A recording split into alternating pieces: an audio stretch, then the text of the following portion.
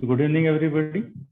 आज हम अपने यूनिट्स एंड डायमेंशंस वाले चैप्टर का नेक्स्ट जो पोर्शन है उसको आगे लेके कंटिन्यू करते हैं, and that is about significant figures.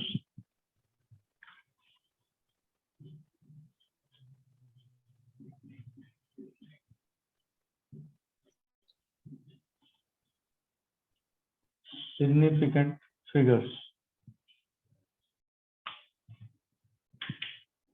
क्या होता है? Significant figures, significant figures means जो भी हम एक नंबर यूज करते हैं, कोई जिसमें डिजिट्स हम यूज करते हैं, उन डिजिट्स में what all digits are important and what all digits are not important. ये इस बात पे ये चर्चा है सारी कि हम किसको सिग्निफिकेंट माने और किसको इनसिग्निफिकेंट माने। ठीक है, तो आज हम इसके ऊपर चर्चा करेंगे, फिर इनका यूसेज कैलकुलेशंस वगैरह में कैसे होगा उसके ऊपर भी हम चर्चा करेंगे। ठीक है, तो अब जैसा कि हमने पीछे ये देखा था कि कोई भी ऑब्जर्वेशन हम लेते हैं, whatever observation we take, whatever number we express, उसमें एक स्कोप ऑफ एरर हमेशा रहता है। ठीक है, और वो स्कोप ऑफ एरर जनरली कितना होता है? जो भी इंस्ट्रूमेंट उसको मेजर करने के लिए किया गया है उसके लीस्ट काउंट पर वो बेस्ड होता है। फॉर एग्जांपल, अगर एक सिंपल मीटर स्केल से हम कोई मेजरमेंट ले रहे हैं, ठीक है, और that is found to be से 23.6 सेंटीमीटर, तो इसके साथ प्लस माइनस 0.1 सेंटीमीटर इस प्रकार से हम लिखते हैं। अब इसका बस सिंपल सा मतलब है, अगर ये 0.1 मैं इसमें ऐड करता हूँ तो 6 का 7 हो सकता है, मतलब हो सकता है मैंने गलती से कम पढ़ लिया हो। ठीक है, तो उसमें 0.1 ऐड करेंगे तो 7 हो सकता है, और अगर ये ज्यादा पढ़ने की वजह से है तो 0.1 मैं कम करता हूँ तो ये 0.5 हो सकता है। तो हर संख्या के साथ, हर नंबर के साथ ये सिचुएशन एसोसिएटेड होती है। ठीक है, तो इसके अंदर हम जो भी नंबर्स यहाँ पे लिखते हैं या रिजल्ट में देते हैं, उसमें हमें एक बात का हमेशा ध्यान रखना होता है कि जो डिजिट सर्टेन है, हम इसको प्लस माइनस करेंगे तो इस पे चेंज नहीं होगा, क्योंकि इसमें चेंज नहीं हो रहा, therefore these are called certain digits। ये फिक्स है, इसमें कोई परिवर्तन नहीं होगा, मगर 6 का 7 हो सकता है, 6 का 5 हो सकता है, तो ये एक डिजिट है अनसर्टेन डिजिट। Uncertain digit. अब ध्यान रखने की ये बात है, अगर ये 6 खुद अनसर्टेन है तो इसके बाद जितने भी डिजिट्स लिखे जाएं या कुछ लिखे गए हैं वो सारे बेकार। हमें जब भी कोई संख्या देनी है, बतानी है, लिख के एक्सप्रेस करनी है, उसमें हमेशा इस बात का ध्यान रखा जाता है कि उस नंबर के अंदर सारे डिजिट्स लास्ट डिजिट को छोड़कर सर्टेन होने चाहिए, फिक्स होने चाहिए, और लास्ट का जो डिजिट है वो एक अकेला डिजिट अनसर्टेन होना चाहिए।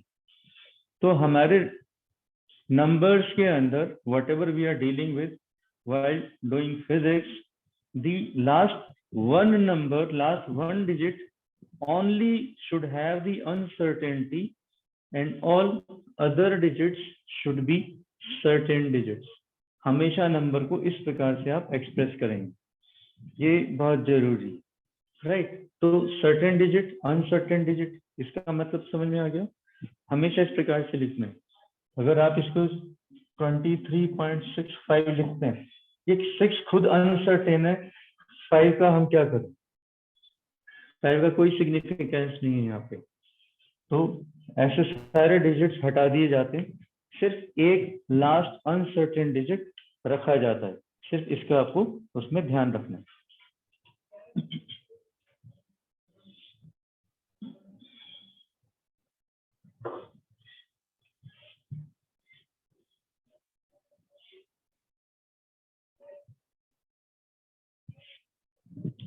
सेकेंड इंपॉर्टेंट बात जो अभी आपको ध्यान रखनी है वो ये कि अगर ये 23.6 में बोलता हूँ सेंटीमीटर है, 23.6 इज सेंटीमीटर, और आप इस सेम रिजल्ट को मिलीमीटर में एक्सप्रेस करना चाहते हैं, अभी इसमें सिग्निफिकेंट डिजिट्स कितने हैं? 3 significant digits.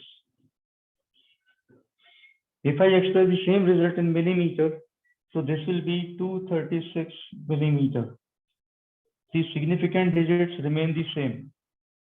अगर मैं इसको मीटर में एक्सप्रेस करूंगा, राइट, तो मुझे 100 से डिवाइड करना पड़ेगा, तो ये बन जाएगा 0.236.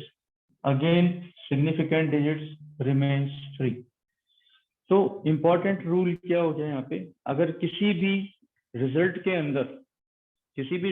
अंदर जो भी नंबर है हमारे पास, उसमें जितने भी नंबर ऑफ सिग्निफिकेंट डिजिट्स हैं, these number of significant digits are not going to change by simply changing the units in which it is expressed. ठीक है, तो इसमें ये ध्यान रखना है. So change of units will not change the number of significant digits in the result or in the number, right? तो ये बहुत इंपॉर्टेंट रूल है जो आपको ध्यान रखना है. अब कौन से डिजिट्स हम सिग्निफिकेंट मानते हैं? ठीक है, what all digits are considered to be significant. ये थोड़ा ध्यान रखने का है इसके अंदर.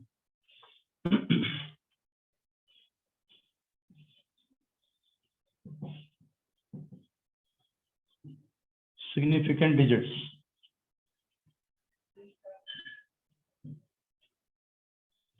Without decimal,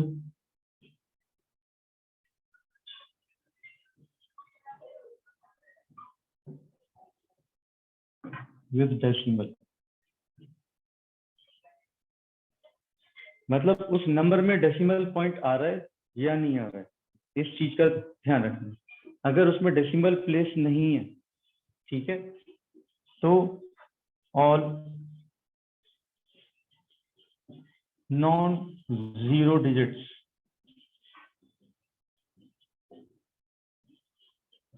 आर ऑलवेज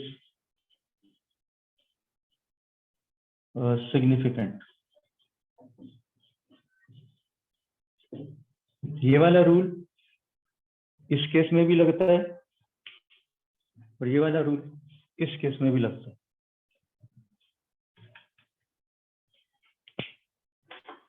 ठीक है, फिर all zeros between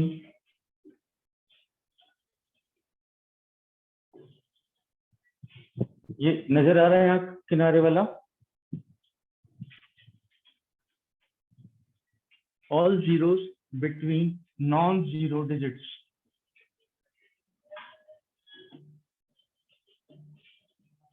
are significant.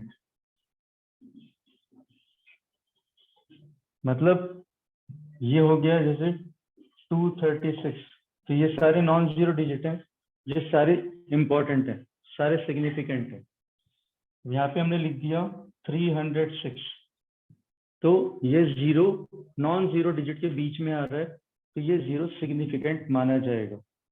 This zero is significant.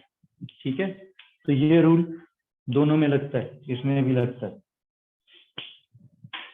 ठीक है, फिर ऑल ट्रेलिंग जीरोस,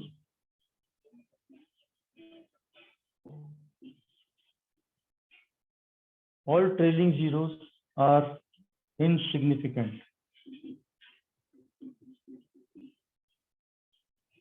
मतलब हमने लिख दिया 23,000, तो ये जो तीनों जीरो हैं ये वाले सिग्निफिकेंट में नहीं आते.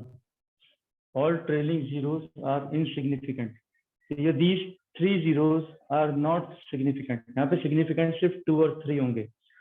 अगर ये इस प्रकार से लिखा होता 20300 20,300, तो लास्ट के जो 2 जीरो हैं ये सिग्निफिकेंट नहीं होंगे. ये जीरो जो 2 नॉन जीरो डिजिट के बीच में आ रहा है, ये वाला जीरो सिग्निफिकेंट होगा. तो इसमें सिग्निफिकेंट डिजिट्स हैं, इसमें सिग्निफिकेंट डिजिट्स हैं ये वाले 2, और इसमें सिग्निफिकेंट डिजिट्स हैं ये वाले 3। Trailing zeros are not significant, ये रूल इसके साथ लगता है क्योंकि इसमें डेसिमल नहीं है। अब डेसिमल अगर आता है, इन सिचुएशंस के अलावा जो सिचुएशंस बचती हैं वो डेसिमल वाली बचती हैं। तो डेसिमल के साथ फिर किस प्रकार से डील करते हैं? कोई भी संख्या डेसिमल कहाँ पर आएगी, या तो वो वैल्यू छोटी हो रही है या उसमें फ्रैक्शन ऐड हो रहा है, ठीक है। तो this is 1, this is 2, this is 3, fourth, if A number is less than 1, 1 से छोटा है तो वो डेफिनेटली 1 से छोटा तो फ्रैक्शन में चला जाएगा, 0 पॉइंट समथिंग में आएगा। तो 0 पॉइंट समथिंग में आने वाले इस प्रकार के नंबर्स हैं, ठीक है। 0.0021, दैट्स इट, 0.0021, ये this number is less than 0। तो इसमें ये जो 2 और 1 है ये सिग्निफिकेंट है बस। तो ये 2 डिजिट हैं जो यहाँ पे सिग्निफिकेंट है। So if the number is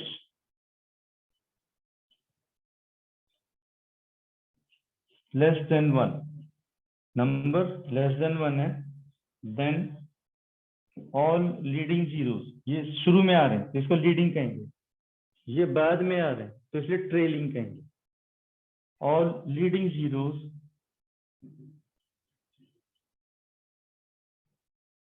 are insignificant,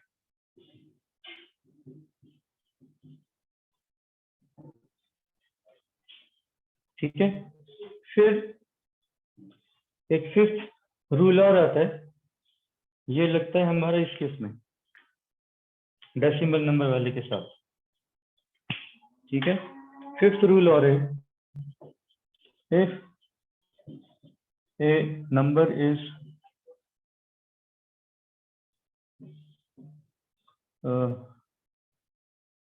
with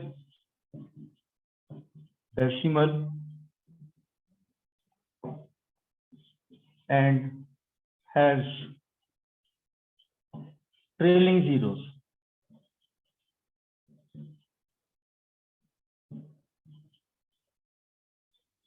ठीक है। ट्रेलिंग जीरोस मतलब जैसे हो गया 2.5600, अब यहाँ पे ट्रेलिंग जीरोस हैं, डेसिमल पॉइंट भी है और फिर ट्रेलिंग जीरोस भी हैं, ठीक है। देन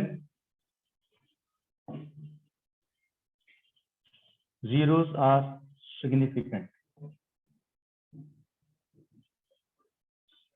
तो ये सारे जीरोस ये सिग्निफिकेंट आते हैं। तो इसमें कितने सिग्निफिकेंट डिजिट हो गए, 1 2 3 4 5, तो इसमें सिग्निफिकेंट डिजिट हो गए हमारे 5। तो ये 5 रूल हैं, पांचों इंपॉर्टेंट हैं जो आपको ध्यान रखने जब भी आप इनके साथ डील कर रहे होंगे, राइट। ये 3 रूल विदाउट डेसिमल वाले, 2 रूल डेसिमल के साथ। ये रूल है जब नंबर 1 से छोटा है तो इसमें सारे लीडिंग जीरोज आएंगे, जब नंबर में डेसिमल पॉइंट है और उसमें फिर आपको ट्रेलिंग जीरोज आ रहे हैं, तो वो ट्रेलिंग जीरोज इंपॉर्टेंट होते हैं क्योंकि ये ट्रेलिंग जीरोज नंबर के प्रेसिजन को रिप्रेजेंट करते हैं कि कितनी छोटी वैल्यू तक नापा गया है, ठीक है। एक दूसरा छोटा सा एग्जांपल देता हूँ जो आपको शायद समझने में आसानी हो। किसी भी चीज का हमें अगर कॉस्ट देना होता है तो हम उसको रुपए और पैसे में देते हैं, जैसे 5 रुपए 25 पैसे। अब 25 के अंदर 2 डेसिमल प्लेस तक संख्या आती है, तो जब भी हम किसी की कॉस्ट लिखते हैं, ठीक है, तो आपने देखा होगा अगर वो राउंडेड फिगर में 5 रुपए की चीज है तो उसको ₹5.00 लिखा जाता है। 5.00 लिखने का मतलब जो कीमत है वो 2 डेसिमल प्लेस तक आ सकती है, उसकी 2 डेसिमल प्लेस तक प्रेसिजन हो सकती है। तो इसलिए 2 जीरो लगा के ये बताया जाता है कि 2 डेसिमल प्लेस तक वैल्यू आने की इसमें संभावना है क्योंकि 2 डेसिमल प्लेस तक वो ली जाती है। इसी प्रकार से किसी वस्तु पर अगर वजन लिखा हुआ है, वेट लिखा हुआ है, तो वेट को किलोग्राम और ग्राम में लिखते हैं। अब किलोग्राम के बाद ग्राम जो है 3 डेसिमल प्लेस में आते हैं, इसलिए जैसे 1.5 किलो आपको लिखना है तो 1.500 kg लिखा जाएगा। अब ये जो 00 है ये बता रहे हैं कि किस हद तक एक्यूरेसी इसके अंदर है, क्योंकि सिर्फ लास्ट डिजिट है ना उसमें अनसर्टेनिटी होती है। अगर 2.5 लिख दिया 2.5 kg, तो जो 5 kg 2.5 kg में 5 के अंदर अनसर्टेनिटी है, इसका मतलब 5 का 6 भी हो सकता है, 5 का 4 भी हो सकता है। इस 5 की अनसर्टेनिटी को देखते हुए आप अंदाजा लगाएं 100 ग्राम का एरर है उसके अंदर। ठीक है, अगर इसमें लिखा हुआ है 2.50 kg, तो अब इस जीरो के अंदर अनसर्टेनिटी है। अब इसमें 10 ग्राम का एरर है, क्योंकि 2.50 ये 51 हो सकता है या 49 हो सकता है, इसमें अब 10 ग्राम का एरर है। और अगर इसको लिखा 2.500, तो इसमें 1 ही ग्राम का एरर है।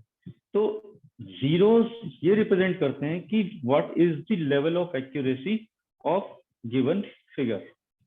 इसलिए सिग्निफिकेंट डिजिट्स का हिसाब किताब रखना बहुत जरूरी होता है। इसलिए ये सारे नियम बनाए गए हैं ताकि हम सब इनको यूनिफॉर्मली फॉलो करके अपने रिजल्ट्स दे सकें। ठीक है, ये चीज समझ में आ गई। अब इन्हीं नियमों को जब हम प्रयोग करते हैं, यूज करते हैं, तो चेंज ऑफ यूनिट्स में कई बार समस्या आती है।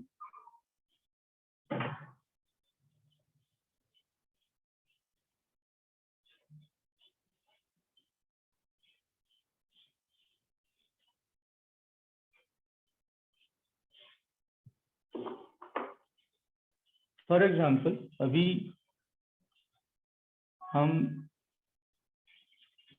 20 सेंटीमीटर 20.5 सेंटीमीटर ऐसे लिख देते हैं, तो ऐसे लिखो 2.5 मीटर 2.5 मीटर। अब 2.5 मीटर से हम क्या कहना चाह रहे हैं कि 2.5 मीटर 2.4 भी हो सकता है, 2.6 भी हो सकता है, क्योंकि 0.5 से 0.1 की एरर है। ये भी हो सकता है, ये भी हो सकता है। फिजिक्स की भाषा में बोल रहा हूँ। तो इसका मतलब क्या, इसके अंदर कितने सेंटीमीटर का एरर हो गया, 10 सेंटीमीटर का एरर हो गया। 50 सेंटीमीटर के 40 सेंटीमीटर भी मिल सकते हैं, 50 सेंटीमीटर के आपको 60 सेंटीमीटर भी मिल सकते हैं।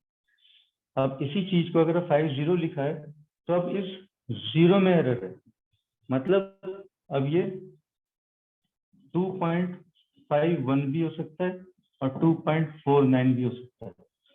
तो एक डिजिट, एक जीरो के लिखने से हम इस बात को कन्वे कर रहे हैं कि अब इसमें जो लेवल ऑफ एक्यूरेसी है वो 1 सेंटीमीटर तक बढ़ गई। ठीक है, तो ये जीरो का सिग्निफिकेंस है। और अगर इसको 500 लिखा जाएगा, तो फिर अब इसके अंदर जो लेवल ऑफ एक्यूरेसी है वो 1 मिलीमीटर की हो गई है। मतलब अब ये 2.501 या 499 ये होगा, यही होगा। तो नाउ इसलिए 2.500 will always be considered better than 2.50 and this will always be better than 2.5। तो मैं आपको जीरो का महत्व समझा रहा हूँ कि डेसिमल के बाद जीरो लगाने का क्या महत्व है। ये चीज समझ में आ रही है? Is this point clear बेटा? Yes. अब हमने किसी की लेंथ आप यहाँ पे लिख दिया 2.500 मीटर, ये बहुत क्लियर है। ठीक है, I want to express this length in centimetres. 1 metre में कितने सेंटीमीटर होते हैं? 100 सेंटीमीटर होते हैं। अब मुझे मीटर से अगर सेंटीमीटर में कन्वर्ट करना है तो मुझे इसको 100 से मल्टीप्लाई करना पड़ेगा। इसको मैं 100 से मल्टीप्लाई करूंगा तो हो जाएगा 250.0 सेंटीमीटर।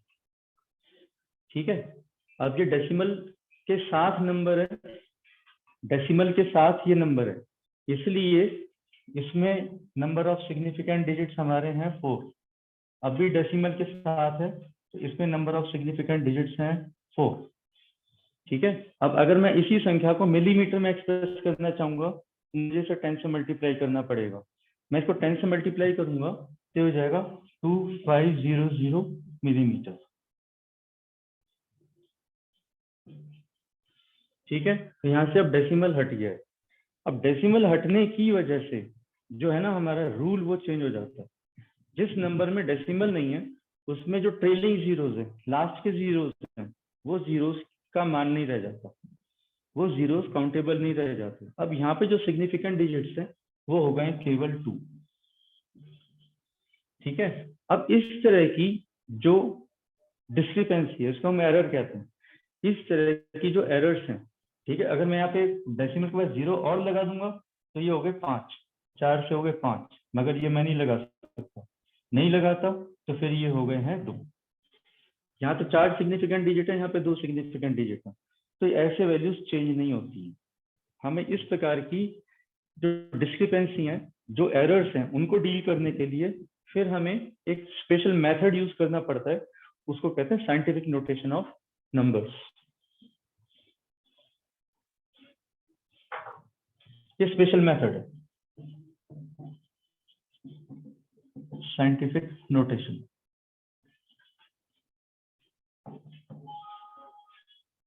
कोई भी संख्या हो उसके अंदर हम a into 10 to the power b, इस प्रकार से हम उसको एक्सप्रेस करते हैं। Any number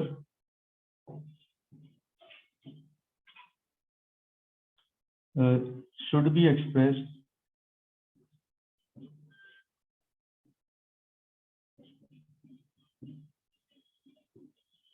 as this।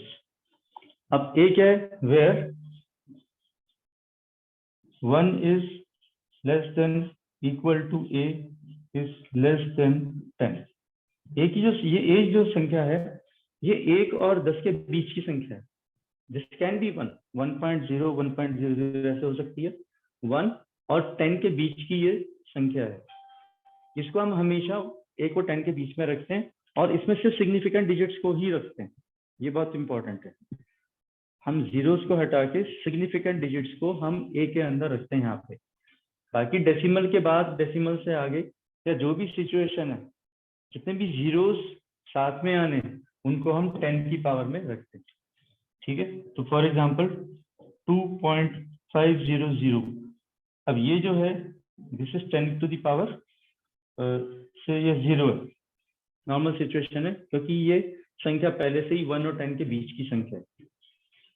2.5 lies between 1 and 10। अगर ये होता 25.00 ऐसे होता तो फिर हम इसको लिखते 2.5 इंटू 10 टू द पावर 1, ऐसे लिखते इसको 2.500 इंटू 10 टू द पावर 1, ऐसे लिखते। अभी 2.500 में 4 सिग्निफिकेंट डिजिट हैं, तो सिग्निफिकेंट डिजिट हम 4 ही रखेंगे, मगर इस संख्या को हम 1 और 10 के बीच में बना के रखेंगे। तो ये जो डेसिमल हमने यहाँ से यहाँ शिफ्ट किया है, अब ये एक शिफ्ट जो है हम कहाँ ले गए, 10 की पावर में ले गए। ऐसे ही अगर ये 250.0 होता तो हम इसको रीराइट करते 2.500 की पावर 2, इस प्रकार से लिखते। 23,000 ये संख्या है। अब इस संख्या में जो सिग्निफिकेंट डिजिट्स हैं वो सिर्फ 2 ही हैं, तो इसको साइंटिफिक नोटेशन में हम लिखेंगे 2.3 इंटू 10 टू द पावर 1 2 3 4, ऐसे कन्वर्ट कर लेंगे। ये जो संख्या है ये हमारी 1 और 10 के बीच में रहनी चाहिए। तो ये साइंटिफिक नोटेशन का मेथड है, सारी संख्याएं फिर इसी प्रकार से लिखी जाती है। अब इसके अंदर वो वाली कंफ्यूजन नहीं है जो पीछे हो रही थी, चेंज ऑफ यूनिट्स की वजह से जो हो रहा था वो इसमें नहीं हुआ। ठीक है, इज दिस पॉइंट क्लियर? अब यहाँ पे एक चीज पूछने में आती है, what is the order of this major?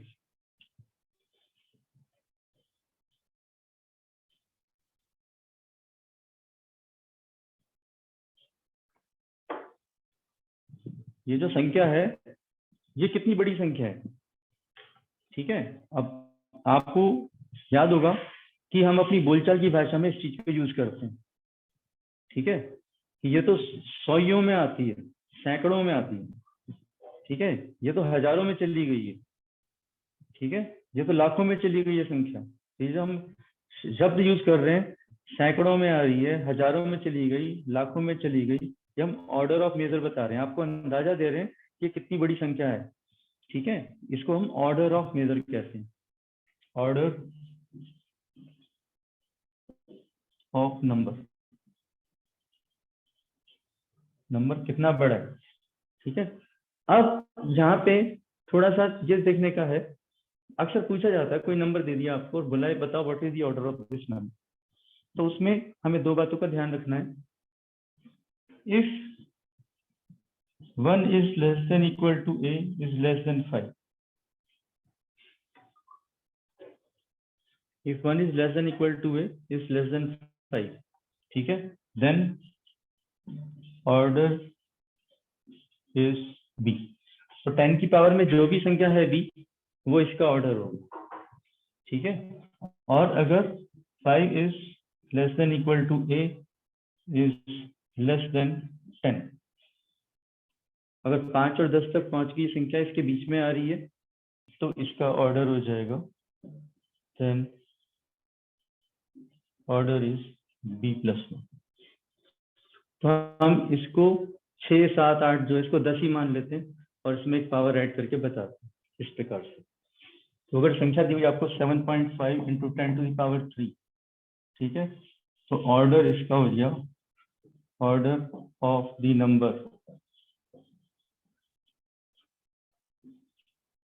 Is 4, क्योंकि ये संख्या 5 से बड़ी है। अगर ये होता है 1.050 इंटू 10 टू द पावर -2, तो इसका ऑर्डर हो गया -2।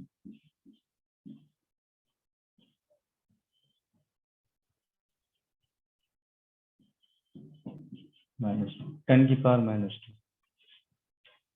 ठीक है, तो इस प्रकार से ऑर्डर हम किसी भी संख्या का देखते हैं। ये समझ में आ गया, ऑर्डर समझ में आ गया। Yes.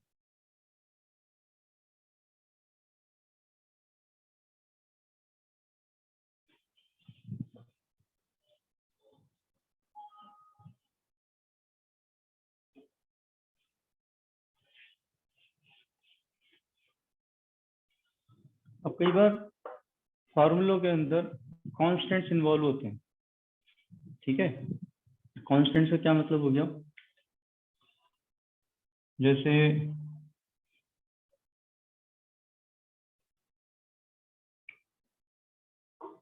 पेरीमीटर हो गया, perimeter is equal to twice of L plus B, perimeter is equal to twice of L plus B. अब यहाँ पे 2 जो है वो एक कांस्टेंट है, ये जो 2 है ये कांस्टेंट है और ये परफेक्ट कांस्टेंट है, इसमें एरर का स्कोप नहीं है। ये हमें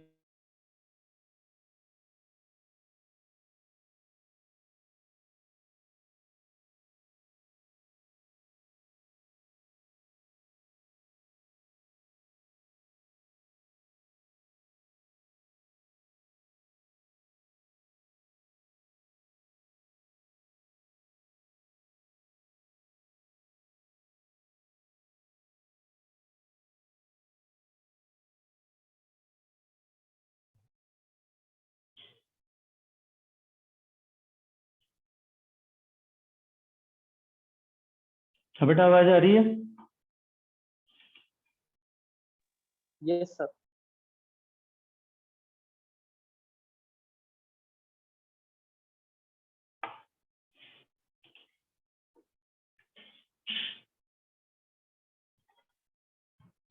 ओके,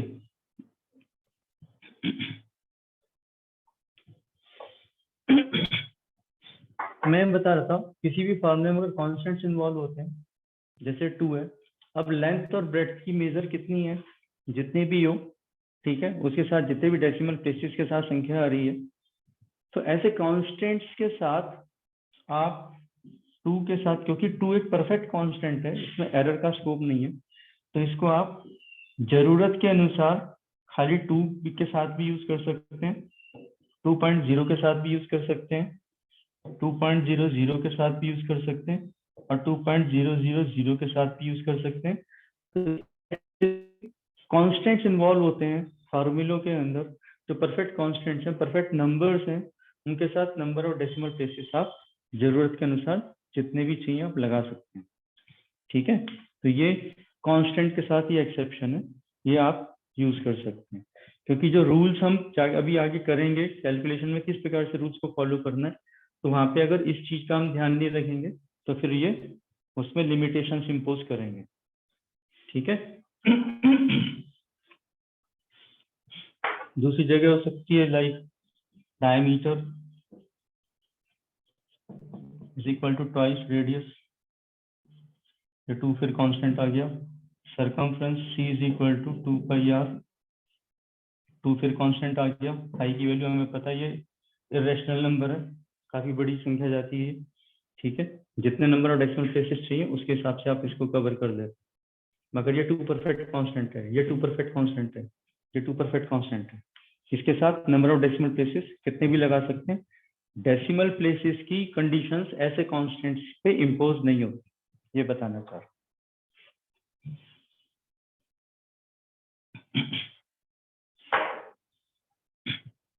तो अभी हमने ये देखा कि हम जो भी संख्या देते हैं उसमें सारी वैल्यूज जो होती हैं लास्ट डिजिट को छोड़ के सारी सिग्निफिकेंट होती हैं, सर्टेन होती हैं, और लास्ट का डिजिट जो होता है वो भी सिग्निफिकेंट होता है मगर वो अनसर्टेन होता है, उसमें अनसर्टेनिटी होती है।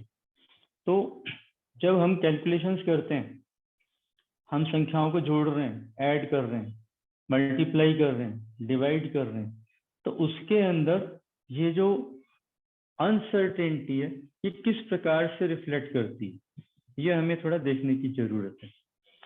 मान लो कि आपको ये ट्रायंगल की 3 साइड दी हुई हैं, ए बी सी,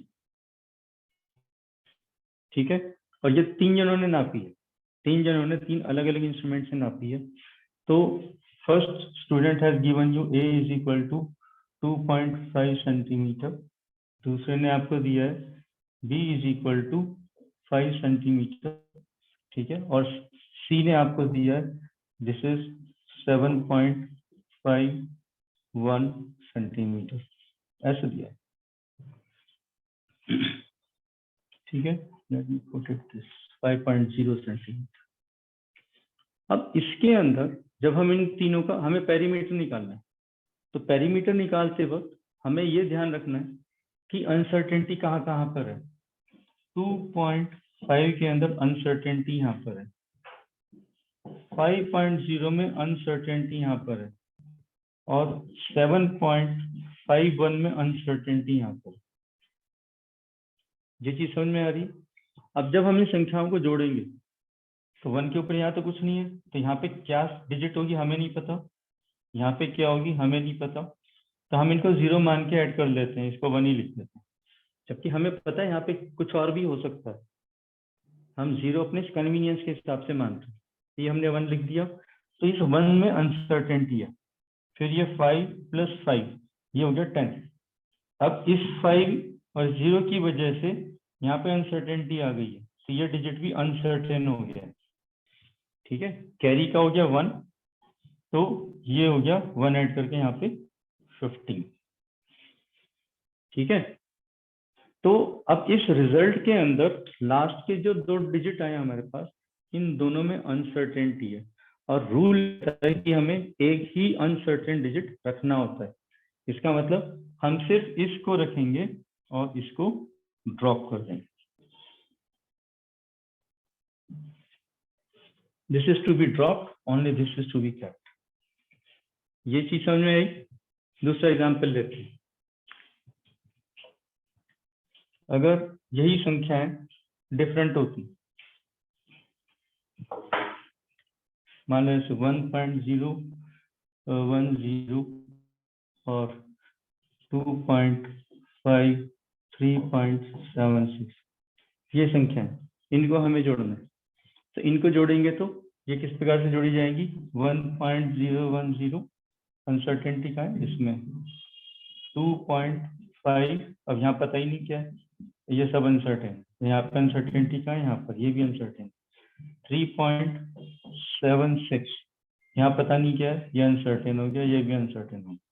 अब इसको जोड़ेंगे तो हम क्या करेंगे, ये सारा 0 हो गया, इसमें अनसर्टेनिटी है, इसको जोड़ेंगे 6 और 1 7, इस 6 की वजह से यहाँ अनसर्टेनिटी है, इसको जोड़ेंगे 7 और 5 12, ये आ गया 2, इस 5 की वजह से यहाँ पे अनसर्टेनिटी है, कैरी का 1 इधर आएगा, ये हो गया 7। अब इस रिजल्ट के अंदर आपके पास कितनी अनसर्टेनिटी हो गई, 3 डिजिट हो गए जो अनसर्टेन है। तो अनसर्टेन हमें सिर्फ एक ही रखना होता है, ठीक है। तो अब हमें यहाँ पे ये दोनों डिजिट ड्रॉप करने की जरूरत है, इनको हम ड्रॉप, ठीक है। तो जब डिजिट्स को ड्रॉप कर रहे हैं, जब डिजिट्स को ड्रॉप कर रहे हैं पड़ेगा, ये देखना, ठीक है।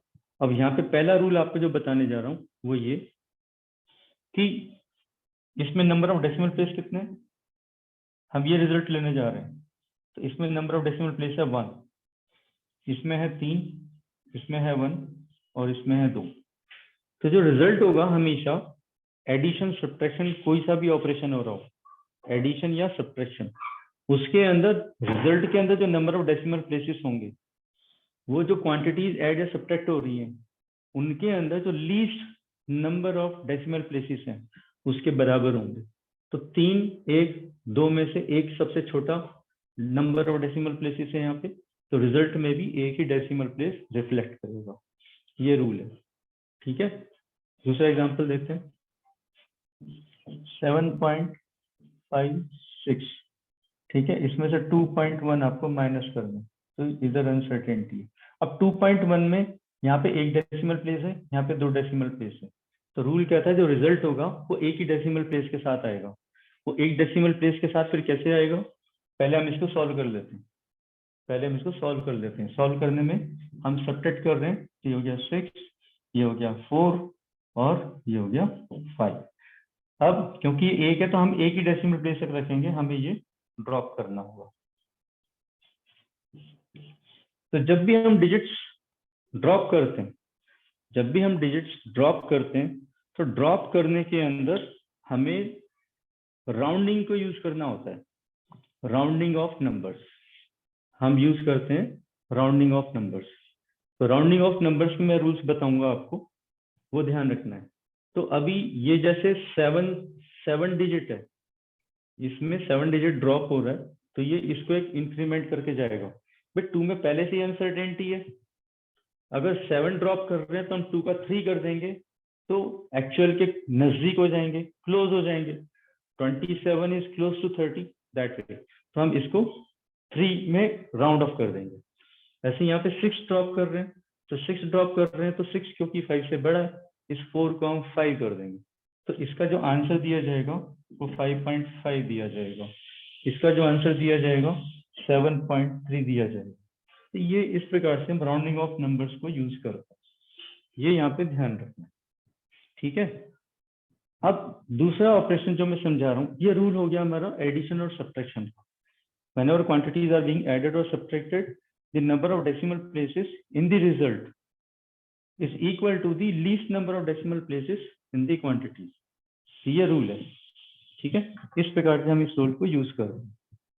अब मल्टीप्लीकेशन या डिवीजन कहीं करना हो तो वहां पे कैसे होगा, ये हम मल्टीप्लीकेशन से समझ लेते हैं।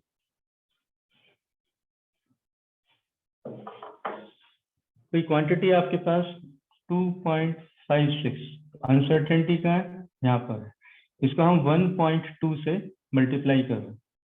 अब अनसर्टेनिटी का है लास्ट डिजिट में, ठीक है।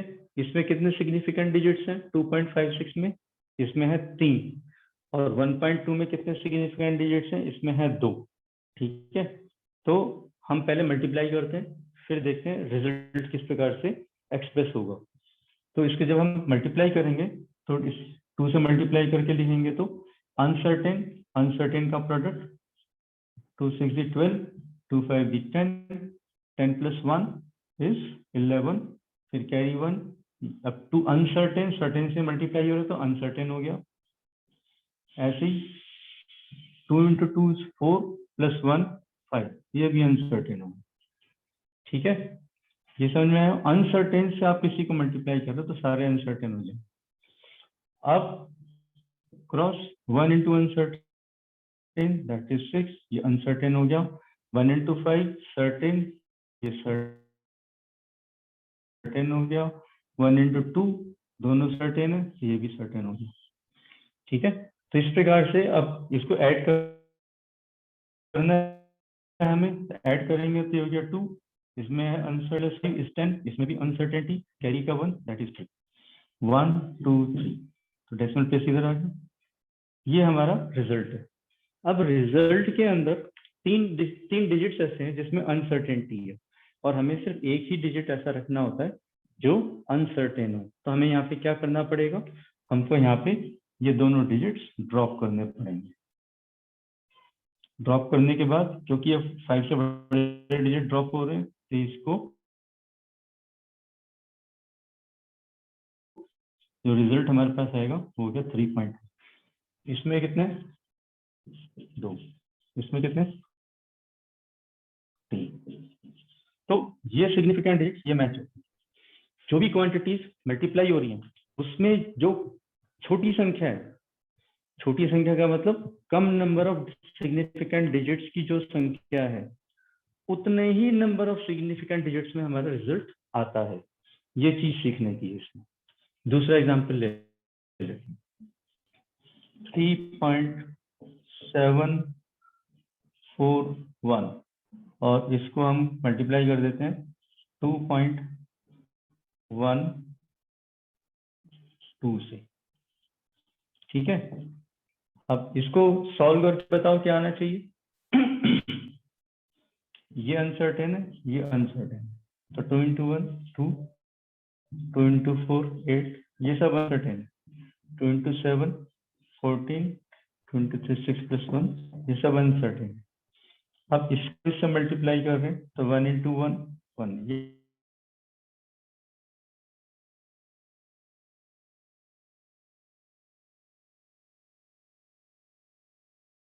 7 सर्टेन, अनसर्टेन। ठीक है, 2 into 4 8 सर्टेन, फिर 4 7। अब इसको ऐड करो तो ऐड तो हो गया 2, अनसर्टेन है। 8 plus 1 9, अनसर्टेन है। 10 अनसर्टेन है। 7 दूनी 14 15 और 8 23, ये भी अनसर्टेन है इस 7 की वजह से। 9 और ये 7, राइट। अब डेसिमल कहाँ पर आएगा, 1 2 3 4 5, 1 2 3 4 5 इधर आएगा। तो ये इसमें नंबर ऑफ सिग्निफिकेंट डिजिट्स कितने हैं, 4, इसमें कितने 3, और ये देखो हमारा रिजल्ट कहाँ आ रहा है, ये ड्रॉप करना पड़ेगा। सिंपली ड्रॉप, 0 ड्रॉप हो रहा है, जाने दो, रिजल्ट क्या बचा 7.9, ये आंसर डिजिट है 3। तो जो क्वांटिटीज मल्टीप्लाई या डिवाइड हो रही है उसके अंदर जो कम नंबर ऑफ सिग्निफिकेंट डिजिट्स हैं उसके हिसाब से हम रिजल्ट सप्लाई करते हैं। ठीक है, ये चीज समझ में आ गई। अब कई बार कहीं कहीं पे आप डिवाइड कर रहे हो, तो संख्याओं को डिवाइड कर रहे हो और वो डिवीजन खत्म ही नहीं हो रही, चली जा रही, भाई कहाँ तक डिवाइड करेंगे। तो फिर ये रूल का हम ध्यान रखते हैं, नंबर ऑफ सिग्निफिकेंट डिजिट जितने होते हैं छोटी संख्या में, उतने ही सिग्निफिकेंट डिजिट्स के हिसाब से हम फिर रिजल्ट देते हैं, ये नहीं डिवाइड करते चले जाएंगे। ठीक है, ये दूसरा रूल है, whenever quantities are being multiplied or divided in any product or quotient, ठीक है, the result is always expressed in the number of significant digits which is equal to the least number of significant digits in the quantities। तो जो multiply हो रही है या जो divide हो रही है उन क्वांटिटीज में जो सबसे छोटा सिग्निफिकेंट डिजिट्स वाला नंबर है उतने में ही वो रिजल्ट दिया जाएगा।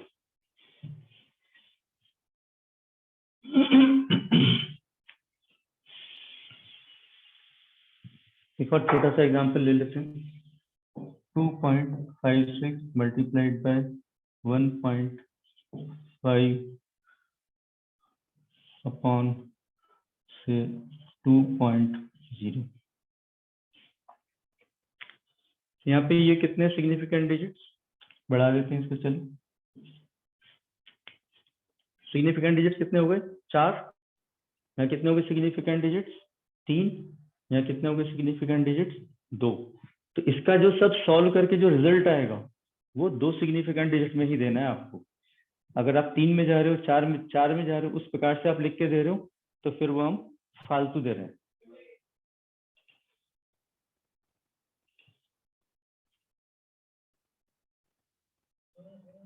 ठीक है, इससे ज्यादा अगर आप लिख के दे रहे हो तो आप फिर उसको फालतू दे रहे हो। ठीक है, तो इसको सॉल्व करके बताओ जल्दी से, रिजल्ट कितना आएगा ये, इसको सॉल्व करके बताओ बेटा। इनको मल्टीप्लाई करो, मल्टीप्लाई करोगे तो रिजल्ट कितने में आना चाहिए? 3 डिजिट में आना चाहिए। उस 3 डिजिट वाले रिजल्ट को जब आप 2 डिजिट वाले से डिवाइड करोगे तो रिजल्ट 2 डिजिट में ही आना चाहिए। करो, सॉल्व करो इसको।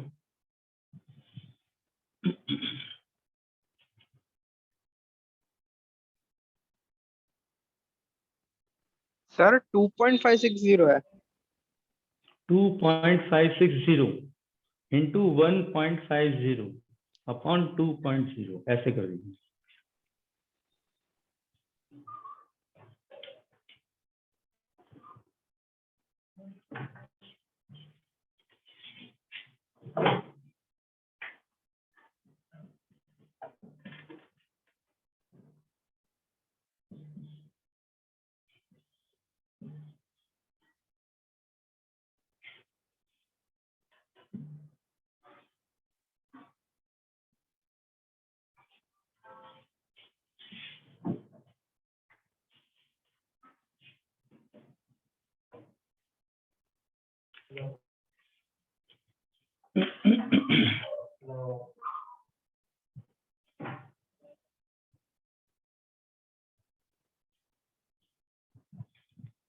कितना था?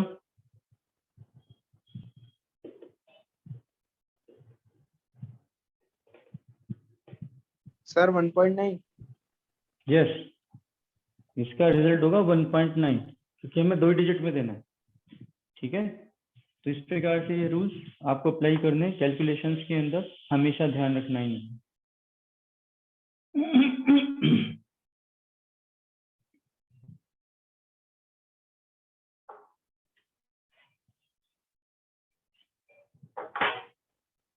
Now,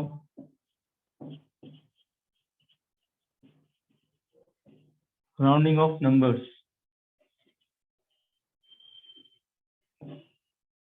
ठीक है, एक जनरल थंब रूल है कि अगर जो वैल्यूज ड्रॉप हो रही हैं, ठीक है, जो वैल्यूज ड्रॉप हो रही हैं, the values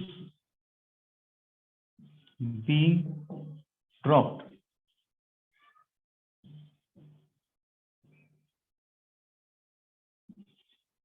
are more than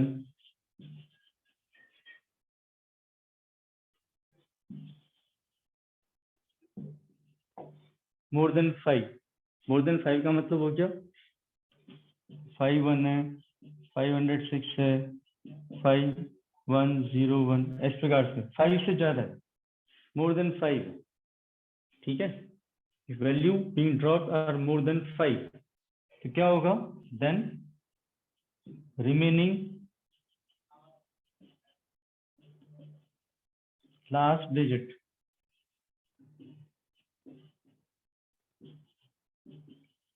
will remain same। उस पर कोई फर्क नहीं पड़ेगा। एक minute, values being dropped are more than 5, ठीक है, then last digit will be incremented,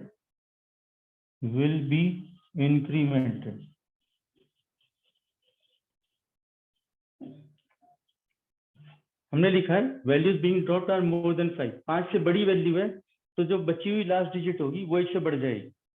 ठीक है, और अगर ऐसा नहीं है, एल्स ऐसा नहीं है तो क्या होगा? Last digit will remain the same, last digit will remain the same, last digit same रहेगी, उस पर कोई फर्क नहीं पड़ेगा। ये बहुत आसान सा रूल है, ये आपने पहले भी इसको यूज किया होगा। ठीक है, तो ये एक बहुत मोटा सा थंब रूल है जो आपको पता होगा। इसमें सिर्फ एक चीज का ध्यान रखना होता है, अगर लास्ट डिजिट जो आप चेंज करने जा रहे हैं, जिसको ड्रॉप करने जा रहे हैं, वो खुद 5 है, 5 है या 5 के बाद 0 है, ठीक है।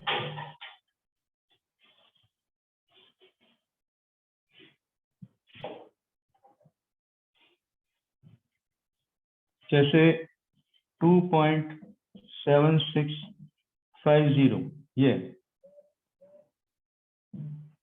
ये 2 डिजिट आपको ड्रॉप करने। अब ये 50 ना 5 से कम है ना 5 से ज्यादा है, मतलब 50 से कम भी नहीं है, 50 से ज्यादा भी नहीं है, 50 बीच का डिजिट है। अब ऐसे में क्या करना है, जब इसको ड्रॉप करेंगे तो रिमेनिंग पे फर्क पड़ेगा या नहीं पड़ेगा, ये सोचना है। तो रिमेनिंग जो नंबर है वो क्या है हमारा 2.76, और इसमें 6 को हम वॉच करते हैं। 6 क्या है, 6 है इवन। अगर लास्ट डिजिट इवन है तो इम्प्लाइज नो चेंज, इसमें कोई चेंज नहीं करना है। अगर ये नंबर होता 2.7550 और फिर हम इसको ड्रॉप कर रहे होते तो रिजल्ट जो बचता वो होता हमारा 2.75। अब इसमें ये लास्ट डिजिट है, ये है ऑड, ठीक है। तो ऑड में क्या करना है, फिर हमें इसको इंक्रीमेंट करना है, इंक्रीमेंट बाय 1, 1 से इंक्रीमेंट करना है। तो ये रिजल्ट हो जाएगा हमारा 2.76, ये आंसर होगा। तो जब भी 50 ड्रॉप हो रहा है, 5 ड्रॉप हो रहा है, 5 ड्रॉप हो रहा है, 50 ड्रॉप हो रहा है, 500 ड्रॉप हो रहा है, 500 ये ड्रॉप हो रहा है, ऐसी चीजें ड्रॉप हो रही हैं, तब आपको इवन ऑड का ये रूल लगाना है और इसका ध्यान रखना है, ठीक है। ये चीज समझ में आई। तो राउंडिंग ऑफ फिगर्स में जब चीजें आप ड्रॉप कर रहे हो, जब डिजिट्स ड्रॉप कर रहे हो, तो वो ड्रॉप वाली संख्या 50 से बड़ी है या 50 से छोटी है। 50 से बड़ी है, ठीक है, तो इंक्रीमेंट करना है। 50 से छोटी है तो कुछ नहीं करना है। 50 ही है तो फिर इवन ऑड का ये रूल लगाना है। ये 3 चीजें ध्यान में रखने वाली होती हैं इसमें, ठीक है। तो इसमें ये काफी चीजें मैंने आपको बता दी हैं। अब इसके बाद जो एग्जाम्पल्स हैं 2.13, 14,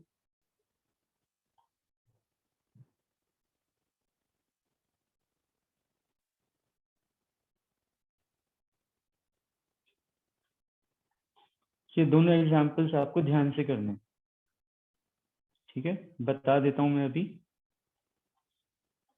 एग्जाम्पल 2.13 इंपॉर्टेंट है एग्जाम्पल। ये टीचर की टेंडेंसी होती है टेस्ट में डालने की।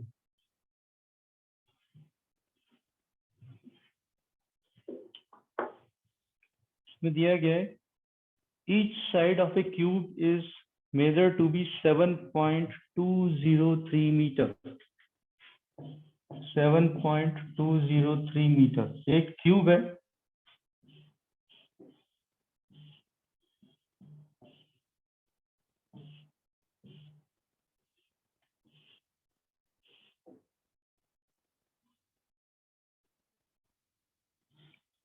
क्यूब है, क्यूब की जो साइड लेंथ है वो 7.203 मीटर दी हुई, दैट इज इट, ठीक है।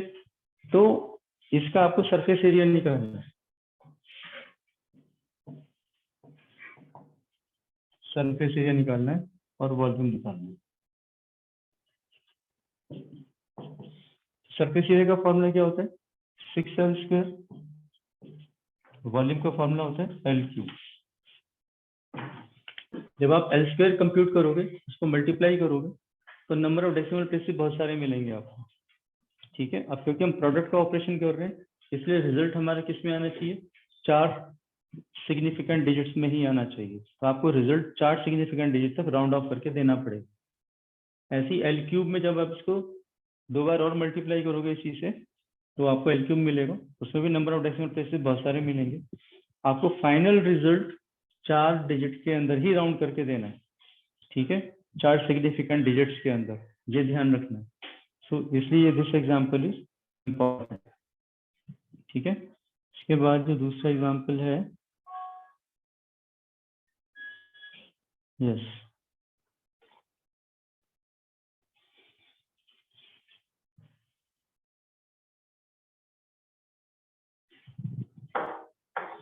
एक सब्सटेंस है, उसका मास है 5.74 ग्राम. The mass of substance is 5.74 gram and it occupies, that is volume,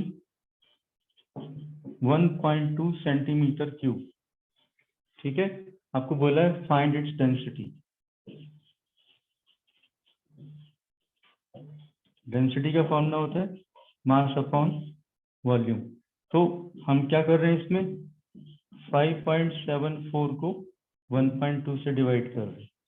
अब इस डिवीजन में ये कोई जरूरी नहीं है कि ये खत्म ही हो, ये एक नॉन एंडिंग चलता रहेगा चलता रहेगा चलता रहेगा, राइट. मगर आपको कहाँ तक लेके जाना है इसको, इसके 3 सिग्निफिकेंट डिजिट है, इसमें 2 सिग्निफिकेंट डिजिट है, तो आपको 2 सिग्निफिकेंट डिजिट तक ही डिवीजन कर दें. ठीक है, मतलब रिजल्ट जो है 2 सिग्निफिकेंट डिजिट तक ही देना है. मगर जब आप कैलकुलेट करते हैं तो कैलकुलेशन में आप, हमें पता है 2 तक रिजल्ट देना है, तो हमें 2 से ज्यादा का कैलकुलेट करना होता है. 3-4 तक कैलकुलेट करो ताकि जो डिजिट्स ड्रॉप होने हैं वो 5 से कम है या 5 से ज्यादा है, इसका आपको आइडिया हो जाए. फिर ड्रॉप करके आप करेक्ट रिजल्ट दे सकते हैं राउंड करके उसको. ठीक है, इस प्रकार से ये हम सारी कैलकुलेशंस का ध्यान रखते हैं.